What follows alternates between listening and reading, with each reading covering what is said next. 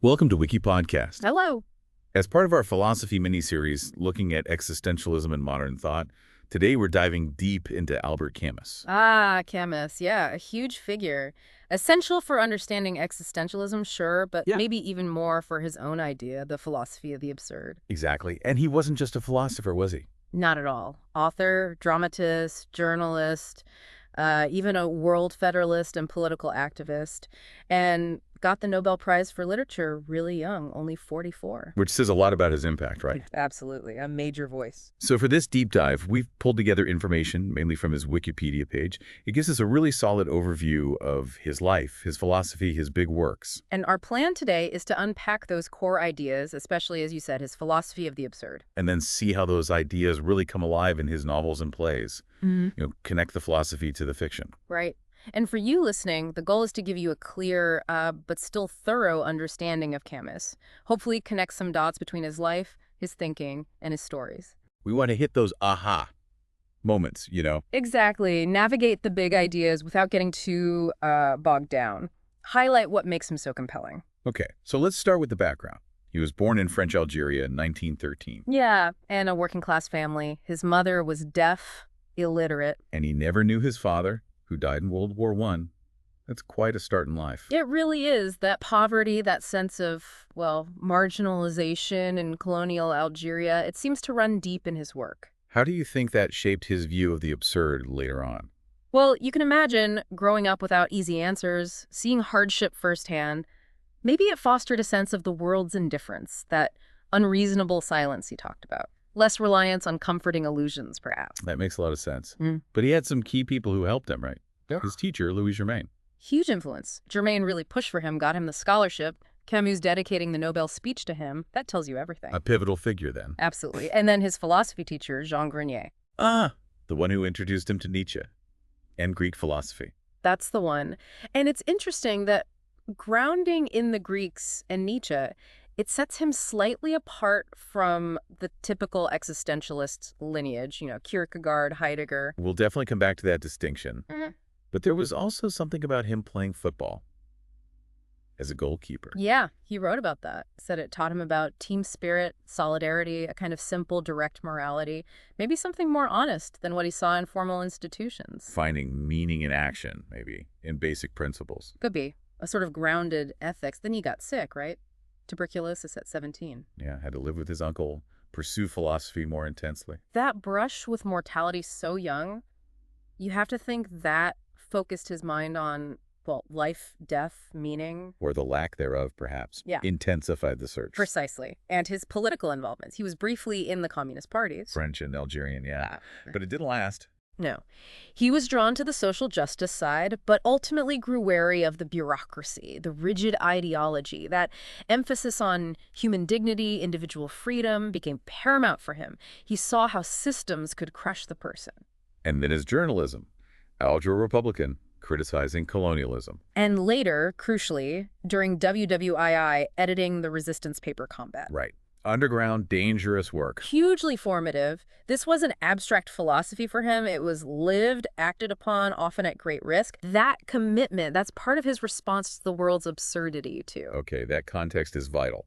So let's get into the philosophy itself, his first big conceptual cluster, the cycle of the absurd. Right. This includes the novel The Stranger. A myth de Sisyphe, the myth of Sisyphus, the essay. And the play Caligula. Mostly published around 42 to 44, during the war, though conceived earlier. What ties them together? It's that core exploration of the human condition in a world that offers no ultimate meaning or justification. That clash. The clash between our need for meaning and the world's, silence. Exactly. And the myth of Sisyphus is the philosophical engine driving this cycle. That's where he really lays out the argument. He defines the absurd as arising from this very confrontation. Our deep human need for reason, for answers, meets this unreasonable silence of the world. It's not just that the world is meaningless, it's our awareness of that clash. Precisely. He even connected it to Sartre's definition.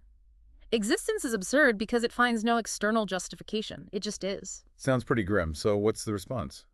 Well, crucially, not suicide. He confronts that head-on in Sisyphus, calls it the one truly serious philosophical problem. But he rejects it. Why? Because suicide is basically giving in to the absurd, annihilating the very consciousness that recognizes it. For Camus, the answer is acceptance, revolt, and freedom, living in spite of the absurd. Acceptance, like Sisyphus himself. Exactly, condemned to pointless labor, pushing the rock forever. But Camus says we must imagine Sisyphus happy Happy. in the awareness of his fate, in the scorn he feels for it, in the effort itself. The struggle itself becomes a form of meaning, created by Sisyphus. It's a defiant embrace of his condition. And the stranger. Mersalz is often seen as embodying this. In a way, yes. His detachment, his honesty about his lack of conventional feeling. It can be read as someone living without comforting illusions, facing the raw indifference of the world, his final acceptance before execution. Yeah, opening himself to the gentle indifference of the world. Powerful. Very. It's a stark portrayal of living with the absurd. Okay, now this is crucial. We keep mentioning existentialism, but Camus himself, he didn't like that label, did he? He strongly rejected it. He'd say, "No, I am not an existentialist." Why the pushback? He saw his philosophical roots differently. Ancient Greeks, Nietzsche, 17th century French moralists. Thinkers focused perhaps more on human nature, reason, the present life. Whereas he saw existentialism coming more from Kierkegaard, Jaspers, Heidegger. Right. And he had specific critiques, especially in Sisyphus. He was wary of what he saw as a potential leap of faith in some existential thought, a way of escaping the absurd rather than confronting it. And he also criticized the emphasis on history, particularly in Marxist and Sartrean versions. Yes. He worried that focusing too much on historical destiny or a future revolution could devalue the present individual and potentially justify terrible means for supposedly noble ends.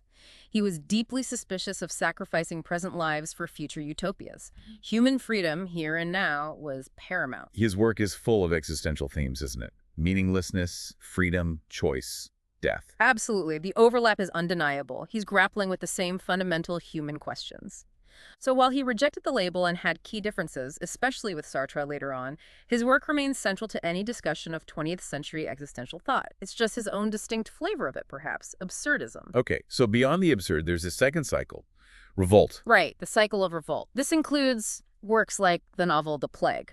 which also touches on the absurd, of course. It does, but the focus shifts, and the big philosophical text here is the rebel. So how does revolt build on the absurd? If the absurd is the recognition of meaninglessness and injustice, revolt is the active response. It's saying no to that condition, not just for oneself, but in solidarity with others. The plague seems like a perfect example. Dr. Ryu and the others fighting the epidemic, even knowing they might fail. Exactly. It's about shared humanity, compassion, and resistance against suffering and death, even in a seemingly indifferent universe. It's finding value in that struggle together. And in The Rebel, he distinguishes revolt from revolution. Yes, very importantly. He argues that true rebellion has inherent limits. It's grounded in defending human dignity and shared values. I revolt, therefore we exist. That's his phrase, isn't it? Powerful, yeah. The act of revolt itself affirms a common human value that is being violated.